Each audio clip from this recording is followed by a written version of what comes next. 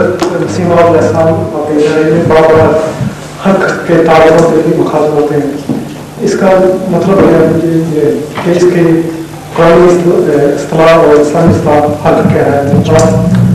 حق کے تعلق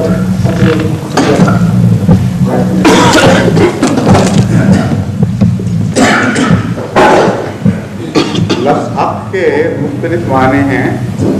سب سے پہلا بنیادی معنی تو خدا تعالیٰ مراد ہے حق سے، کیونکہ حق خدا کا نام بھی ہے، اسی لیے عبد الحق کہا جاتا ہے.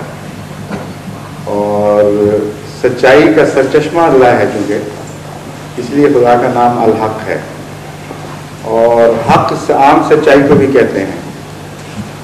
اور حق کسی کے استحقاق کے معنوں میں بھی استعمال ہوتا ہے.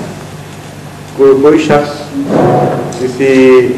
کوئی جائز حق رکھتا ہو، جس طرح ہم کہتے ہیں تمہارا حق نہیں ہے، اس کا بظاہر تو ترجمہ سچائی نہیں کیا جا سکتا، لیکن مطلب وہیں سے نکلتا ہے اس کا.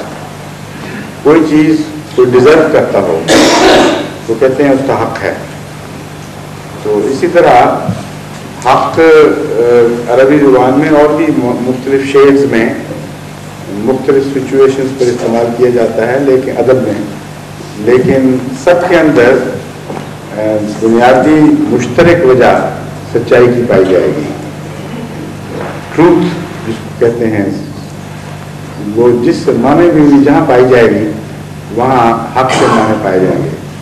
اس لیے حق کو حسن کے کامل حسن کے معنوں میں بھی استعمال کیا گیا ہے، کیونکہ سچائی میں حسن ہے.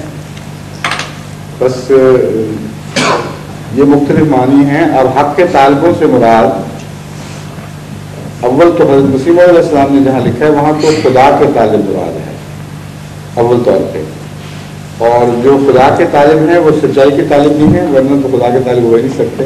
اس لیے ان معنوں میں نسبت ہے، وہی پیش نظر رہنا پڑتا ہے.